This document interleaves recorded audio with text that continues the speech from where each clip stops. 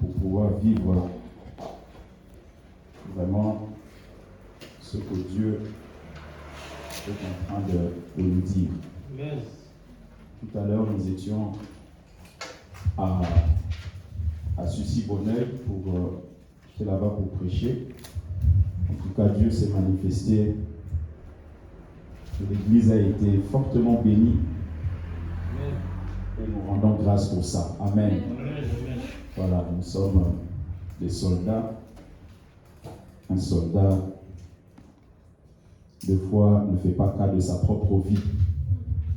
Il regarde l'intérêt de la nation. Et en tant que disciple de Jésus, en tout cas, n'attendez pas que les choses soient faciles pour vous donner à 100% à Dieu. Même quand c'est difficile, allez même à contre-courant. Contre-courant, cela veut dire qu'il y a des choses qui viennent de l'autre sens, dans l'autre sens, mais vous, avec Dieu, vous pouvez résister à tout vent qui peut venir devant vous. Quelqu'un peut dire Amen. Amen. Tout vent qui peut venir devant vous. Alors, cet après-midi, nous allons faire la continuité du message que j'avais commencé sur les transactions. Les transactions. On va lire quelques textes et après, je vais nous expliquer la pensée de Dieu. On va se mettre dans la prière. Si vous pouvez noter les textes, s'il vous plaît, et après, on va les lire. Premièrement, on va lire dans Marc, chapitre 8, le verset 36. Marc, chapitre 8, le verset 36. Et ensuite, on lira Genèse. Vous pouvez les noter, comme ça, je vais faire la lecture directement ensuite. Genèse, chapitre 14, du verset 21 au verset 24. Ensuite, on lira 2 Samuel, chapitre 10, le verset 19. Ensuite, on prendra 2 Samuel, chapitre 15, le verset 30.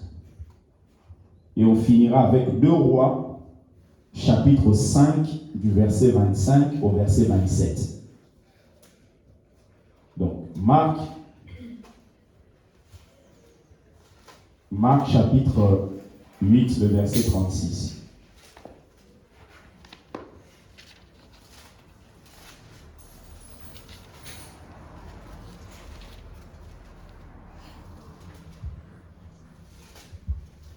La Bible dit: et que sert-il à un homme de gagner tout le monde s'il perd son âme? Amen. Est-ce que quelqu'un peut dire après moi: que sert-il à ma vie de gagner tout le monde si je perds mon âme? Voilà.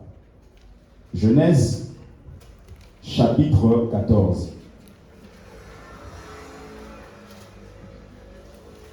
Le verset 21, 22, 23 et 24.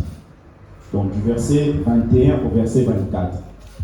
La Bible dit: le roi de Sodome dit à Abraham: donne-moi les personnes et prends pour toi les richesses. Abraham répondit au roi de Sodome: je lève la main vers l'Éternel, le Dieu très haut, maître du ciel et de la terre.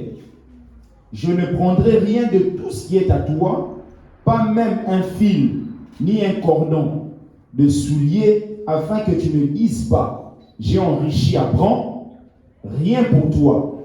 Seulement ceux qu'ont mangé les jeunes gens et la part des hommes qui ont marché avec moi, Aner, Eshcol et Mamré. Eux, ils prendront leur part. Amen. 2 Samuel, chapitre 10. 2 Samuel, chapitre 10, le verset 19. La Bible dit 2 Samuel 10, le verset 19.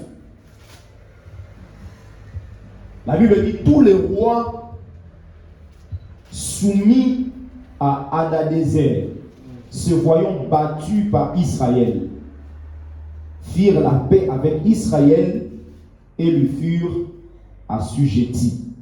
Et les Syriens n'osèrent plus secourir les fils d'Ammon. Amen. Amen. On prend toujours 2 Samuel, mais chapitre 15. Chapitre 15, le verset 30.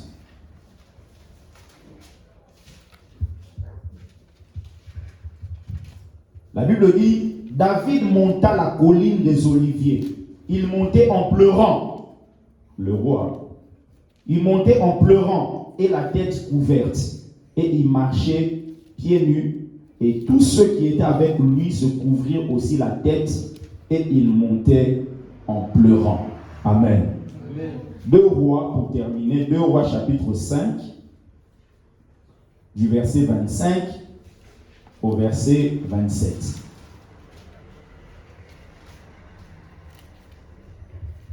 Deux Rois chapitre 5 du verset 25 au verset 27. La Bible dit, puis il alla se présenter à son maître. Élisée lui dit, il s'agit de Géasi. D'où viens-tu, Géasi? Il répondit, ton serviteur n'est allé ni d'un côté ni d'un autre. Mais Élisée lui dit, mon esprit n'était pas absent lorsque cet homme a quitté son char pour venir à ta rencontre. Est-ce le temps de prendre de l'argent et de prendre des vêtements, puis des oliviers, des vignes, des brebis, des bœufs, des serviteurs et des servantes? Le verset 27, la lèpre de Naaman s'attachera à toi et à ta postérité pour toujours. La parole du Seigneur. La Bible dit, et Géasi sortit de la présence d'Élisée avec une lèpre comme la neige. Amen. Avec une lèpre comme la neige. Alors, nous allons continuer, comme j'ai dit, dans cet enseignement sur les transactions. La fois passée, je vous ai expliqué que les transactions, le mot transaction, lorsque vous le voyez dans le domaine de droit, dans le droit, la transaction, c'est un contrat où chacun renonce à une partie de ses prétentions. J'ai dit que la prétention, c'est une revendication ou une exigence. On a vu qu'en économie, c'est simplement un échange, c'est un contrat entre un acheteur et un vendeur. Et c'est donc la rencontre entre l'offre et la demande. Et nous avons vu que dans le monde spirituel, il y a aussi des transactions. Il y a des transactions dans le monde spirituel. On a vu avec Balaam qui avait reçu une proposition. Et nous avions expliqué que dans la vie, on recevra des propositions. Les gens viendront nous proposer un certain nombre de choses. Et Balaam était face à une proposition. Et finalement, Balaam, comme en lui, il y avait la cupidité a fait en sorte que Balaam ne puisse pas résister face à la proposition. Et je vous ai dit que le diable n'est pas omniscient, mais il pressent les choses. Et le diable, s'il sait que vous êtes faible au niveau des femmes, il ne va pas vous envoyer autre chose. Il va vous envoyer des femmes. Si c'est que vous êtes faible au niveau de l'argent, il ne va pas vous envoyer autre chose. Il va vous envoyer de l'argent. Il va vous envoyer ce que vous aimez. Et Balaam aimait l'argent. Il était cupide. On a vu avec Ésaü, le fils d'Isaac, qui a été confronté aussi à une transaction. Et finalement, Jacob lui a proposé, donne-moi ton droit d'aînesse et moi je te donne des lentilles. Et on a compris que Ésaü aimait les lentilles. Parce que si vous n'aimez pas les lentilles, vous ne pouvez pas donner votre droit d'aînesse en échange justement de cette nourriture. Et on a vu qu'à partir du moment où il avait légué ce droit d'aînesse, il ne pouvait plus recevoir la bénédiction comme c'était prévu. Parce qu'il y a certaines choses, vous pouvez les perdre simplement parce que vous êtes en train de pouvoir concocter des transactions. Vous êtes en train d'échanger avec des gens. Il y a beaucoup de gens qui ont perdu, qui ont pris du retard parce qu'il y a eu des échanges quelque part. On a vu Jésus a aussi été confronté à une transaction. Le diable l'a emmené dans le désert et lui a dit, si tu te prosternes devant moi, voilà tout ce que je peux te donner. Tout ce monde m'appartient. C'est-à-dire que le diable proposait à Jésus une transaction. Toi, tu te prosternes et moi, je te donne tout ce qu'il y a. Et nous avons vu heureusement que Jésus comprenait la valeur de l'adoration. Il a dit, tu ne te prosterneras que devant l'Éternel, ton Dieu. Pas devant un homme, pas devant le diable. Beaucoup d'hommes et de femmes se prosternent devant Satan simplement parce que Satan propose des millions d'euros. Satan propose une certaine carrière au niveau de la politique. Satan propose une certaine carrière au niveau du foot, au niveau du karaté, au niveau de la boxe. Il propose aux gens des choses en échange, bien aimé, de leur vie ébousillée finalement. Et dans ce monde, on a vu que vous n'avez pas plusieurs alternatives. Il n'y en a que deux. Soit vous triomphez sur Satan, ou soit Satan triomphe sur vous. Dans ce monde, il n'y en a pas trois. Il n'y a que deux. Soit vous triomphez sur Satan, ou soit c'est Satan qui triomphe sur vous. Avant d'aller plus loin, j'aimerais que vous répondiez dans votre cœur. Qui triomphe dans votre vie? Est-ce que c'est vous qui triomphez sur Satan, ou c'est Satan qui triomphe sur vous? Soyez sincères avec vous-même. Qui triomphe dans votre vie? Qui triomphe dans votre foyer? C'est qui l'homme fort dans votre vie? C'est qui l'homme fort dans votre famille? C'est qui l'homme fort dans votre parcours? Quand vous regardez votre vie professionnelle, qui triomphe? Est-ce que c'est l'argent qui triomphe ou c'est Dieu? Est-ce que c'est la cupidité ou c'est Dieu? Et derrière toutes ces formes, bien aimées, des choses que le monde nous propose, vous avez Satan qui a la main noire derrière. Qui a la main noire derrière. Et quelquefois, nous sommes trompés par certains raisonnements. Vous allez voir quelqu'un traverser des moments compliqués et on dit que le temps va guérir. Le temps ne guérit pas, bien-aimé. Le temps ne guérit pas. C'est Dieu qui guérit. Le temps ne guérit pas. Oh non, laissons le temps au temps. Non. S'il faut une guérison, c'est Dieu qui doit guérir. C'est le Seigneur qui doit guérir. C'est le Seigneur. Dans le monde, il y a des transactions.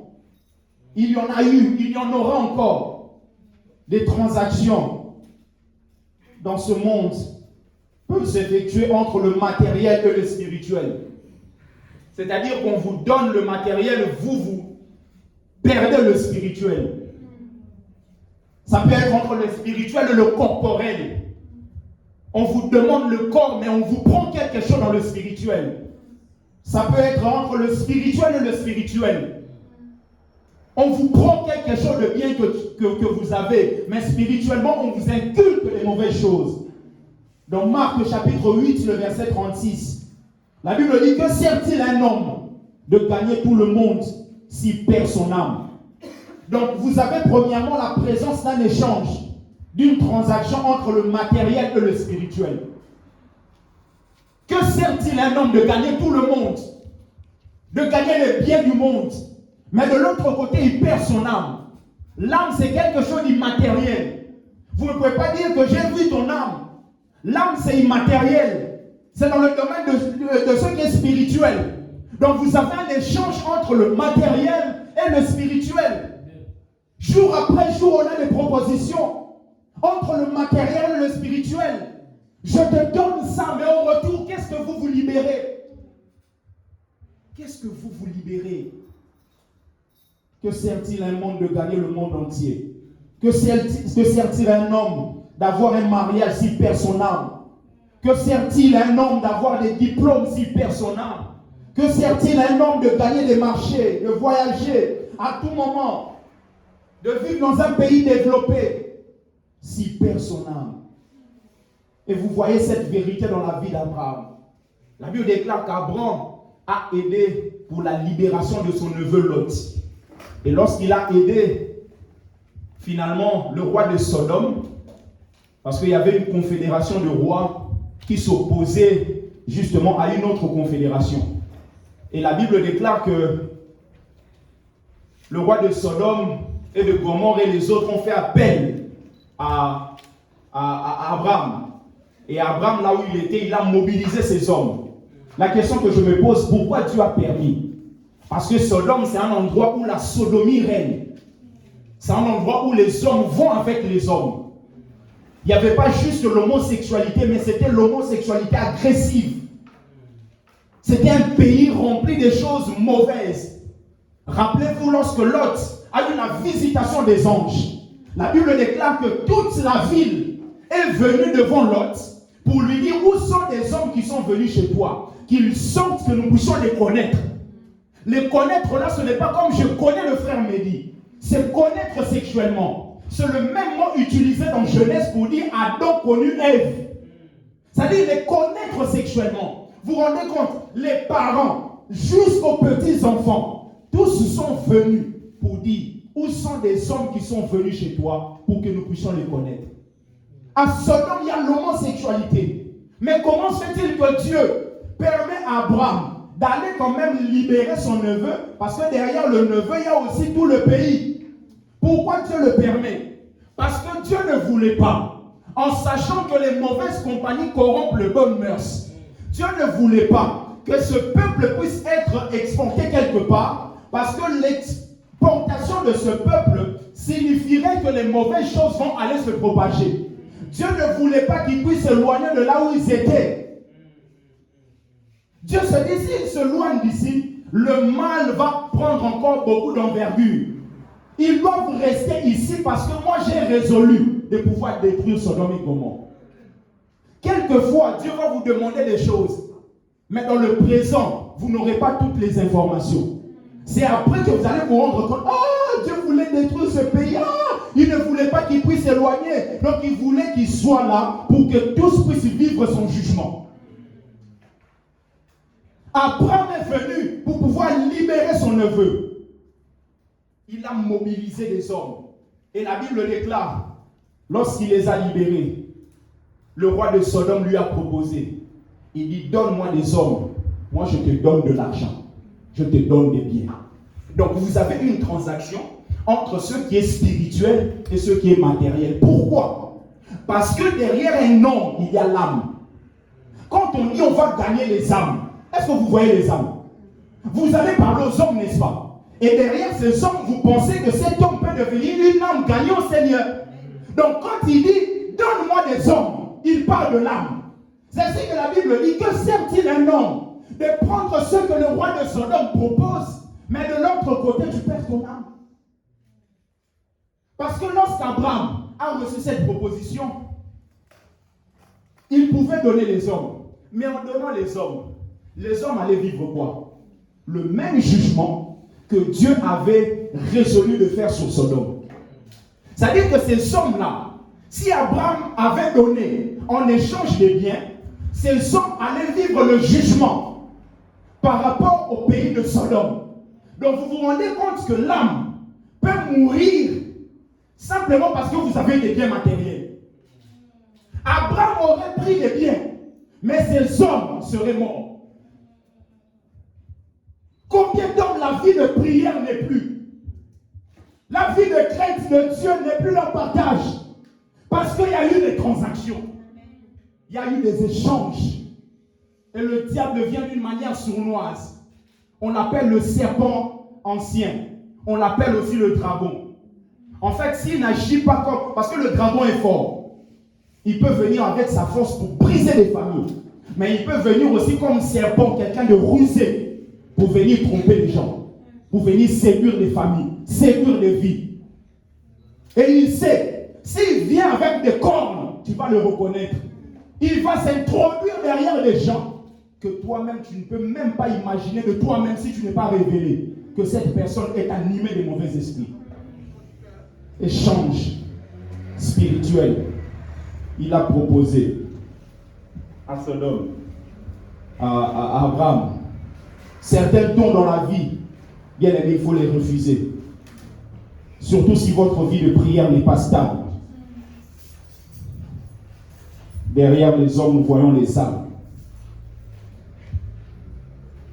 Ça ramène la mort. Abraham répondit au roi de Sodome, je lève la main vers l'Éternel, le Dieu très haut, maître du ciel et de la terre.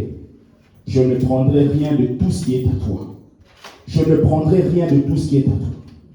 Je ne prendrai rien. Bien-aimé, apprends à dire je ne prends rien. Apprends à dire ça dans ta vie. Apprends à dire ça. Je ne toucherai pas. Je ne prendrai pas. Je n'irai pas. Je ne m'associerai pas. Abraham a refusé.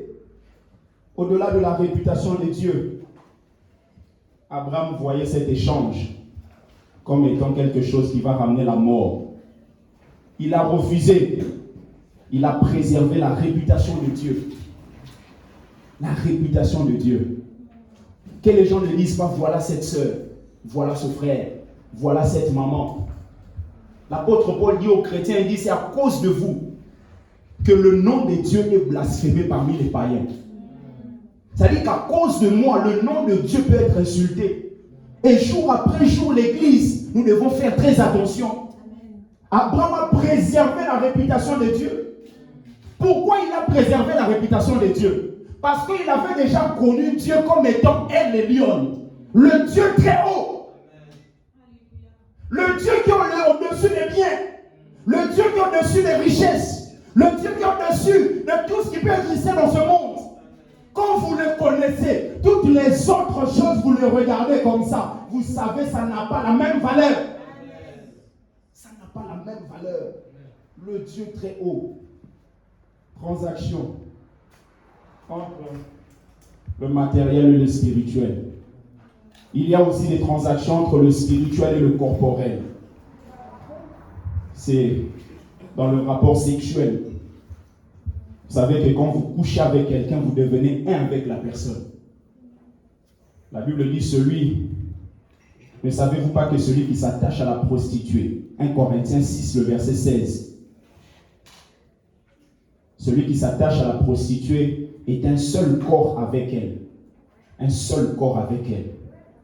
Car est-il dit, les deux deviendront une seule chair. Et le diable utilise très souvent le domaine sexuel pour pouvoir envoûter les vies. Le diable sait que la meilleure façon de vous rendre inefficace, c'est de gâcher votre communion avec Dieu. Il gâche votre communion. Regardez la vie de David. Dans le texte qu'on a lu dans 2 Samuel, la Bible nous montre comment est-ce que David, les rois se rassemblaient pour attaquer David. Mais David sortait toujours vainqueur. La Bible dit dans 2 Samuel chapitre 10, le verset 19, tout le roi soumis à Hadadézer, se voyant battu par Israël, firent la paix avec Israël et le firent assujettis. Et les Syriens n'osèrent plus secourir les fils d'Amon. Les fils d'Amon avaient appelé les Syriens pour qu'ils se mettent ensemble, pour qu'ils attaquent Israël. Et la Bible déclare que David avait suffisamment de force pour pouvoir vaincre tous ces rois. Mais regardez, il y a quelque chose qui s'est passé. Depuis qu'il est parti coucher avec Bathsheba, la Bible nous montre que David était en train de fuir en pleurant. Parce que lorsqu'il est parti avec Bathsheba, la femme d'Uri, il a même permis à ce que Uri soit mort. La Bible déclare qu'après, il y a eu un désastre au niveau de sa famille. Il y a son fils Amnon qui a couché avec sa sœur Tamar. Il y a eu l'inceste et il y a eu le viol. Pourquoi? Le père venait de commettre quelque chose qui a déplu à l'Éternel. Non seulement ça, il y a eu le meurtre par la suite. Parce que Absalom, le frère de Tamar, n'a pas résisté. Il a tué Amnon. Donc en moins de quelques temps, il y a eu le viol, il y a eu l'inceste et il y a eu le meurtre. Et David, la Bible déclare que son fils Absalom a cherché à prendre le trône. Et David a fui même le palais. 2 Samuel 15, le verset 30, la Bible dit, David monta la colline des Oliviers. Il montait en pleurant. David, qui était fort, puissant, qui a tué et qui a vaincu. Mais ici, la Bible dit, il montait en pleurant, la tête couverte de honte. Parce qu'il y a quelque chose qui s'est passé. Quelque chose qui s'est passé. Il a été vidé de sa force. qui fait qu'un homme fort, puissant, impressionnant, soit devenu aussi faible, sans puissance? C'est le péché. C'est le péché. Le péché nous amène à vivre certaines transactions. David a eu la faiblesse, l'humiliation, et il a cédé la puissance, la force, la victoire. Mais ce que j'aime, c'est que Dieu est toujours prêt à nous pardonner. Il est prêt à nous pardonner. Et quand on commet quelque chose, Dieu ne se cache pas. Dieu se dévoile. Quand Adam et Ève ont péché, ce sont les deux qui étaient partis se cacher. Mais Dieu ne s'était pas caché. Comme pour dire, à chaque fois qu'on se loigne de lui, lui, il est toujours là, visible, afin que nous revenions. Il se montre. D'ailleurs, il dit à Adam et Ève, où êtes-vous? Où es-tu? Je te cherche. Il y a des gens que Dieu cherche. Dieu te cherche dans l'intimité. Dieu te cherche dans la vie de prier. Dieu te cherche dans la crainte de Dieu. Il te demande matin, midi, soir, où es-tu ma fille? Où es-tu mon fils? Où es-tu? Où es-tu? Il dit, je me suis caché, je suis nu. Tu crois vraiment que si tu es nu, Dieu ne le sait pas? Il le sait. Quand Dieu t'appelle comme ça, ce n'est pas pour que tu donnes des explications. C'est pour que tu viennes, tu lui dises, papa, j'ai failli.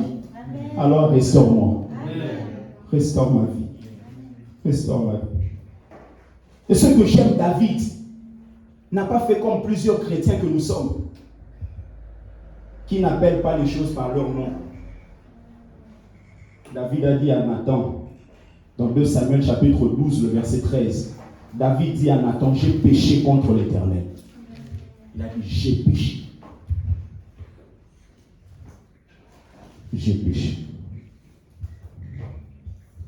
Et Nathan dit à David, l'Éternel pardonne ton péché, tu ne mourras point. Tu ne mourras point. Transaction. Vous avez l'exemple de Géasi, dans 2 Rois chapitre 5, le verset 20 et 21. Géasi, c'était le serviteur d'Élisée. Il devait remplacer Élisée. Élisée a remplacé Élie. Géasi devait remplacer Élisée. Mais Géasi a gâché sa destinée.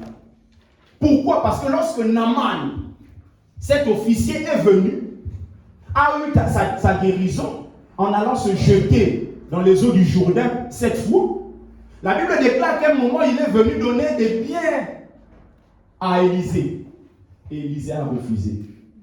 Pourquoi? Parce qu'il y a certains dons qu'il faut refuser. Oui.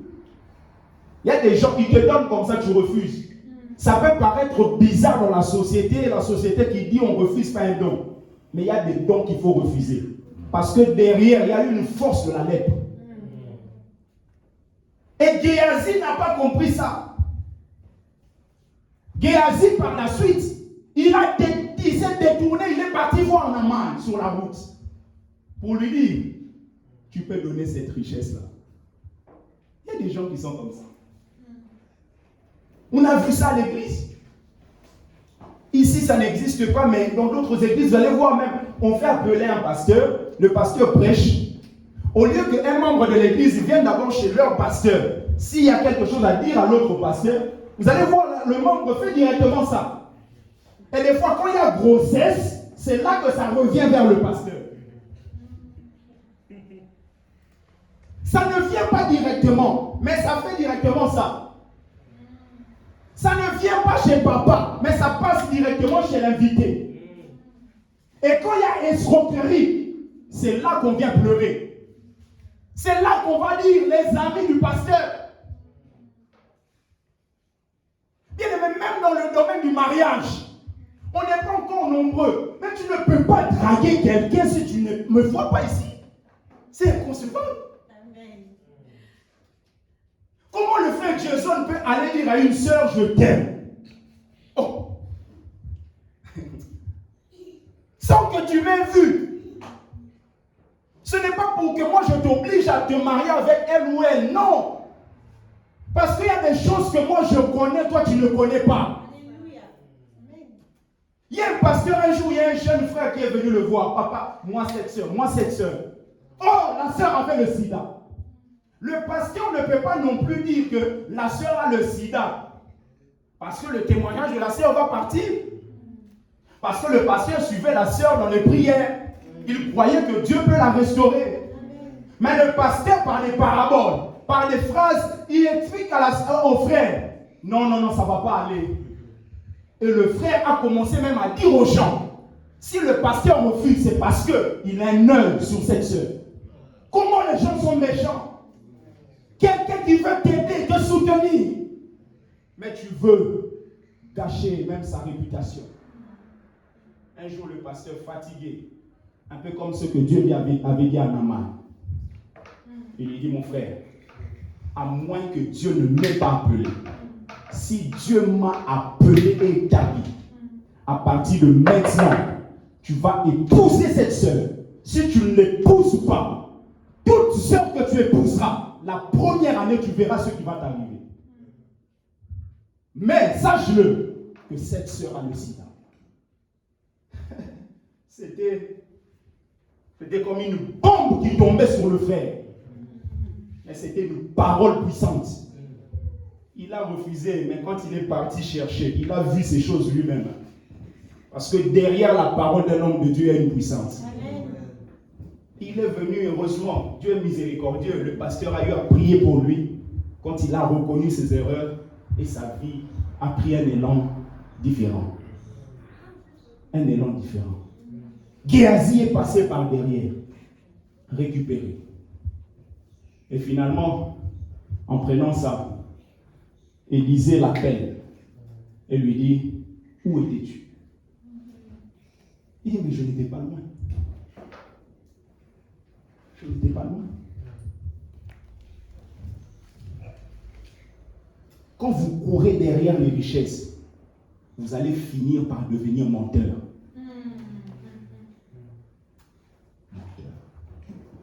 Il dit, je n'étais pas loin. Il poursuivait qui? Il poursuivait Naaman. Mais il n'avait pas besoin de Naaman. Il avait besoin de ce que Naaman avait. La Bible dit qu'il courut derrière Naaman. Mais ce n'est pas Naaman son objectif. Son objectif, c'était la richesse de Naaman. Quand votre poursuite, quand vous poursuivez l'argent, quand votre objectif, c'est la richesse, vous allez finir par devenir menteur. Il a menti à son maître que je n'étais pas loin. Heureusement, l'esprit n'est pas limité. Et la Bible déclare, Élisée lui dit, pendant que tu étais là-bas, mon esprit n'était pas absent. Parce que je ne peux ne pas voir avec mes yeux physiques, mais spirituellement, je peux percevoir. L'apôtre Paul dit aux chrétiens, de plusieurs de Thessaloniques, de 1 Corinthiens, il dit, mais je ne suis pas avec vous, mais tout ce qui se passe chez vous là, je suis au courant. Comment était-il au courant?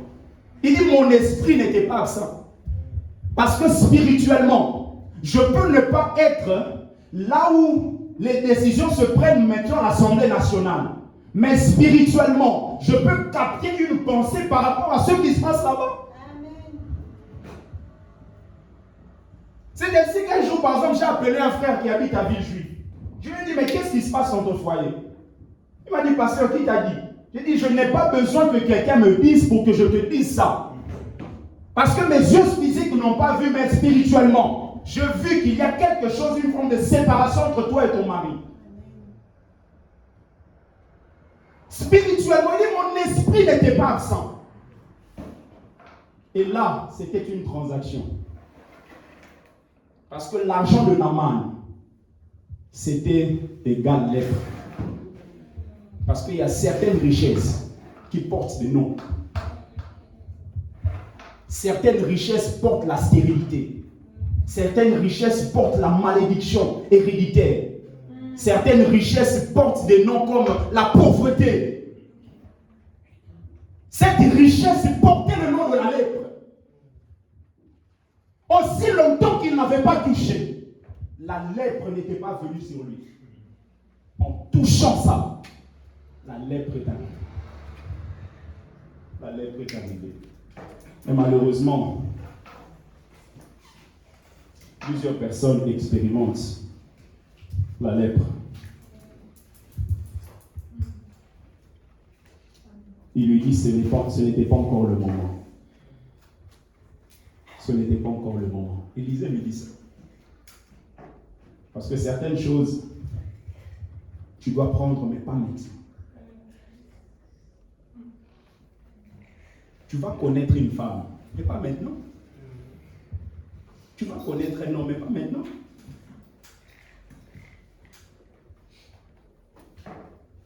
Tu vas rouler des belles voitures, mais pas maintenant. Il lui dit, ce n'était pas maintenant le moment. Il fallait prendre, mais pas maintenant. Donc vous comprenez que certaines choses, vous pouvez les faire si c'est en dehors du temps. Ça peut vous emmener des choses qui sont attachées à ces choses que vous avez reçues. Parce que si c'était le temps, la lèpre n'allait pas venir. Et pour savoir que c'est le temps, il faut avoir les yeux ouverts. Or, Géasi n'était pas ouvert. N'était pas ouvert spirituellement.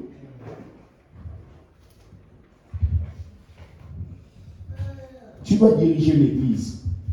Demain, mais pas maintenant. Amen. Sois sur la pipe totalement. Celui qui est fidèle dans les petites choses, on lui confiera les grandes. Tu as des ambitions et des promesses de Dieu. Alors reste en communion avec Dieu. Amen. Ne va pas plus vite que la musique.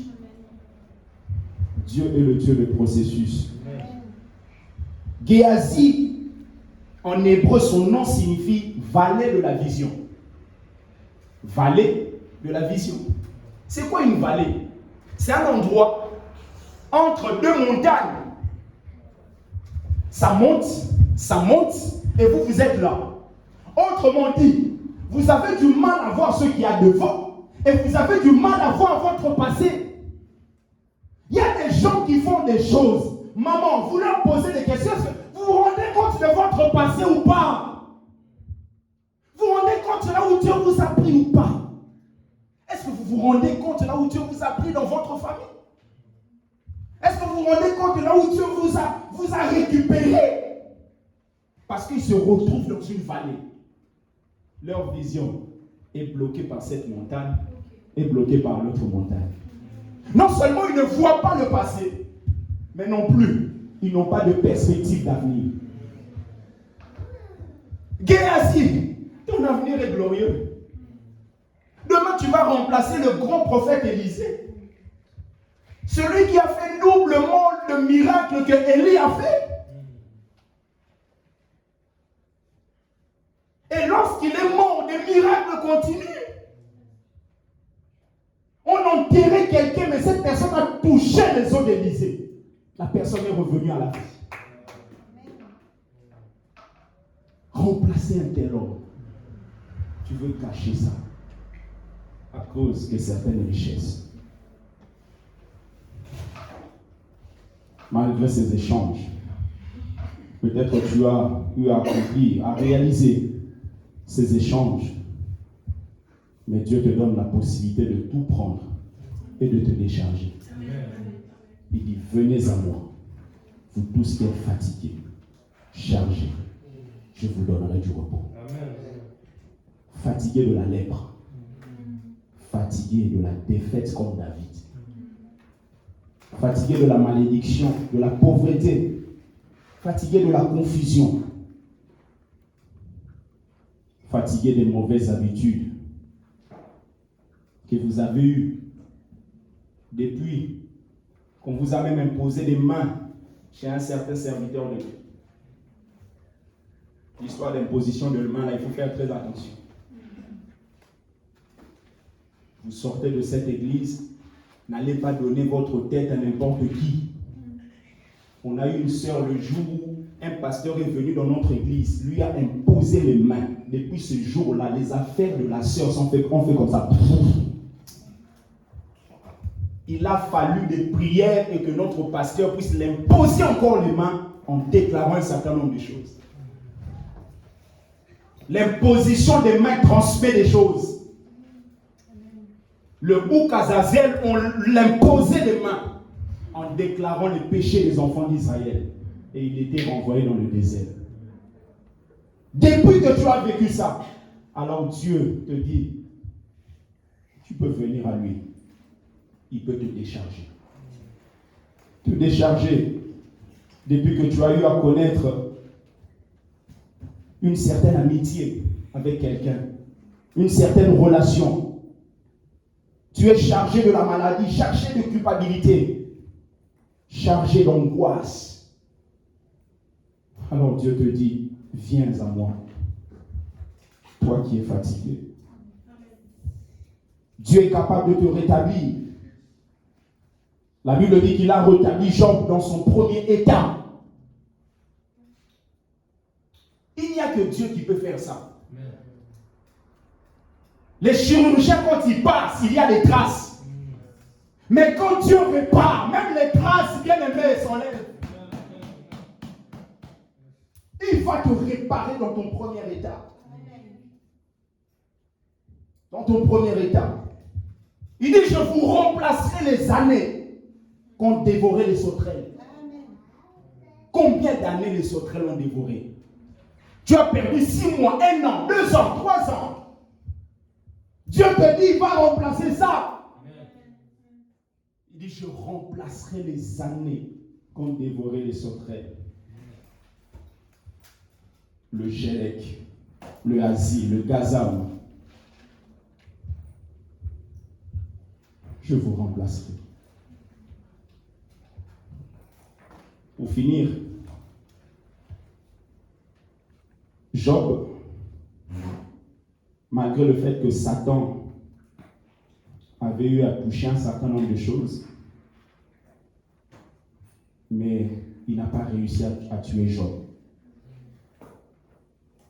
Tu as vécu des choses, tu as perdu des choses, mais comme tu écoutes ce message, cela veut dire que tu es vivant.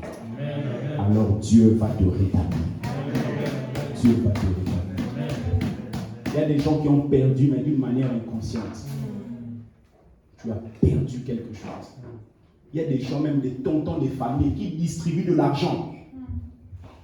Mais ce sont des échanges qui bloquent la vie des neveux, des tantes, des nièces. Tout argent que tu as reçu dans le passé, par l'autorité de ma foi, je les annule au nom de Jésus.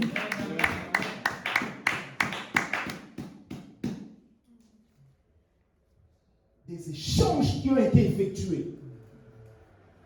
J'aimerais que nous puissions prier.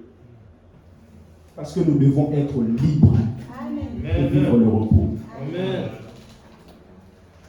Aussi longtemps que Israël était en Égypte, Dieu ne parlait pas du sabbat. Le sabbat, le repos est destiné aux gens qui sont libres. C'est ainsi que nous devons être libres pour vivre le repos. Libres. Libres sentimentalement. Libres. Libres. Il y a des choses qui ont été effectuées dans le passé. Par la puissance du Saint-Esprit, ces choses sont annulées.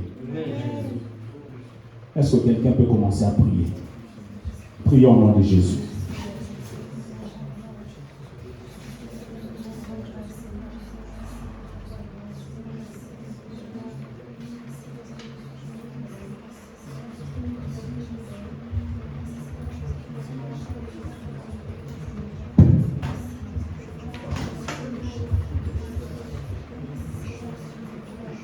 Bien-aimé, prie, lève ta voix s'il te plaît, prie.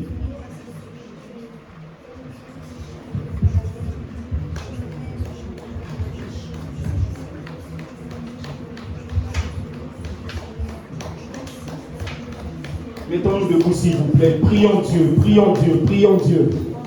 Prions Dieu, prions Dieu. Prions Dieu, prions Dieu.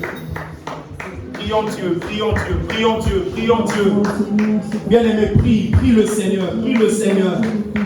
Prie le Seigneur, prie le Seigneur, prie le Seigneur, prie le Seigneur. Dis à Dieu merci. Et dis-lui, Père, je me libère de toute forme de transaction. Je me libère de toute forme de transaction. Je me libère de toute forme de transaction. De toute forme de transaction. De toute forme de transaction. De toute forme de transaction. De toute forme de transaction. De toute forme de transaction. De toute forme de transaction. De toute forme de transaction. De toute forme de transaction. De toute forme de transaction. Yahweh, je me libère. Au nom de Jésus. Au nom de Jésus. Au nom de Jésus. Au nom de Jésus. Au nom de Jésus. Au nom de Jésus. Au nom de Jésus. Au nom de Jésus. Au nom de Jésus. Au nom de Jésus. Au nom de Jésus. Oh, Père. Yahweh, je me libère. Je me libère. Je suis libre. Au nom de Jésus. Au nom de Jésus. Au nom de Jésus. Au nom de Jésus. Au nom de Jésus. Au nom de Jésus.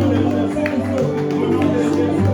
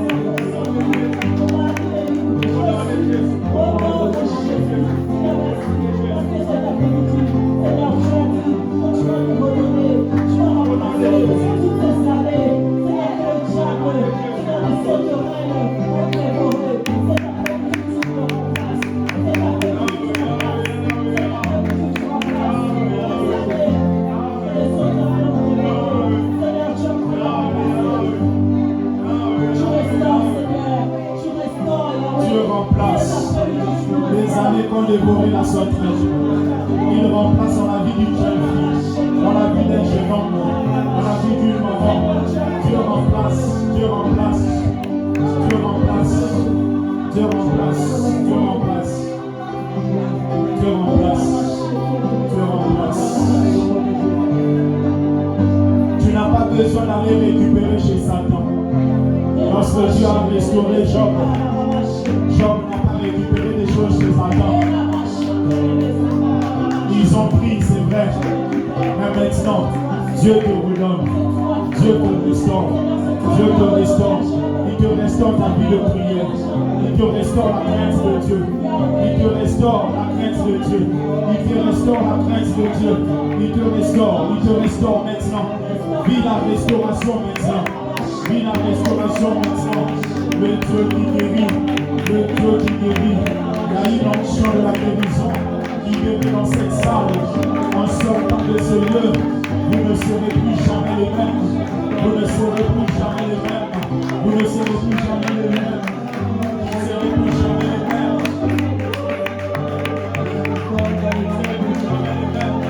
Vous ne serez plus jamais les mêmes. Que Dieu vous restaure. Que la crainte de Dieu redevienne votre quotidien. Votre quotidien, la vie de prière, la vie de méditation. Que le succès, la réussite puisse vous accompagner. Puisse vous accompagner. Puisse vous accompagner. Puisse vous accompagner. Puisse vous accompagner. Puisse vous accompagner. Puisse vous accompagner. Puisse vous accompagner. Puisse vous accompagner.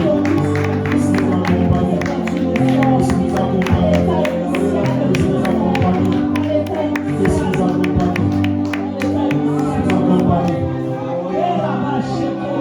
Accepte le pardon de Dieu. Accepte le pardon de Dieu. Accepte le pardon de Dieu d'abord. Accepte la restauration. Accepte la restauration. Cette soirée, c'est une soirée de restauration. Et ne sait que et ne sait que briser ça. On ne sait que c'est pas pour la salle. Et ne sait que c'est pas ça. Et ne la salle. Briser ça. Et ne ça.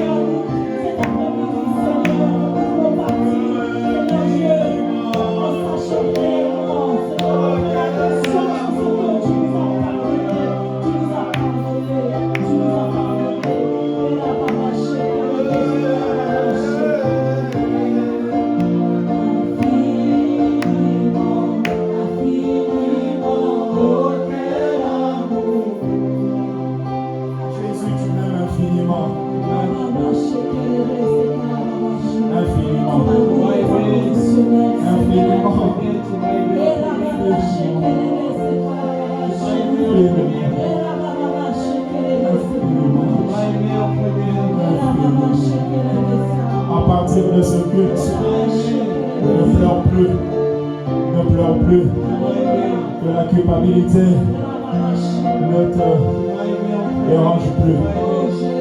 Ne te dérange plus. Tout ce qu'ils avaient pris dans le passé, Dieu te le redonne maintenant. Dieu te le redonne maintenant. Et ce que j'aime avec Dieu, il donne toujours au-delà de ce que nous pensons ou imaginons. Il a redonné Job le double des biens qu'il avait perdus. Les biens qu'il avait perdus. Est-ce que quelqu'un croit à la restauration de Dieu qui peut acclamer le Seigneur? Est-ce que tu peux acclamer le Seigneur? Est-ce que tu peux acclamer le Seigneur? Merci Seigneur. Seigneur, pour ce moment, nous avons eu à faire des transactions dans le passé. Nous avons vu comment un homme fort est devenu faible. Il commençait à pleurer et il a même fui le palais royal. Parce que le péché était passé par là. Alors, nous avions péché. Nous avons péché. Nous te demandons pardon. Ensuite, tu as restauré David. Il n'y a pas un roi qui a vécu des choses comme David. Il est resté dans le palmarès.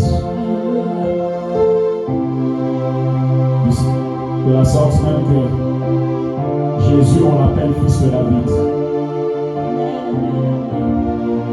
Seigneur, on a eu à faire des transactions spirituelles et corporelles. Alors nous te demandons pardon. Toi qui es le Dieu d'amour, merci comme tu as accepté notre pardon. Et nos cœurs sont reconnaissants. Il y a des gens qui nous ont donné des choses dans le passé, innocents que nous étions. On ne savait pas que c'était des transactions. Maintenant on a compris et tu nous libères de ces choses. Chacun d'entre nous ici est libre. Rien ne pourra plus nous tourmenter. La vie de prière est notre partage. La crainte de Dieu est notre partage. La prospérité financière est notre partage. La prospérité spirituelle est notre partage. Le mariage est notre partage. Tout lien tombe maintenant au nom de Jésus. Tout blocage tombe maintenant au nom de Jésus. Toute infirmité tombe maintenant au nom de Jésus. Toute maladie reçoit la guérison maintenant au nom de Jésus. Nous te sommes reconnaissants. Tu nous as convoqués ce dimanche avec ce thème, ce n'est pas pour rien. C'est parce que tu avais un objectif. Nous croyons que le premier objectif est atteint ce soir. Et tu vas attendre le deuxième objectif le dimanche prochain. Et en signe de reconnaissance par rapport à ce que tu as déjà fait, moi et mes frères, nous t'acclamons. Acclamons le Seigneur, acclamons le Seigneur. Alléluia, acclame le Seigneur. Pendant 2 minutes, est-ce qu'on peut acclamer Jésus? Pendant 2 minutes, est-ce que tu peux acclamer tous ces cris de joie en l'honneur de celui qui t'a restauré, celui qui t'a fait du bien? Nous crions haut et fort, Amen.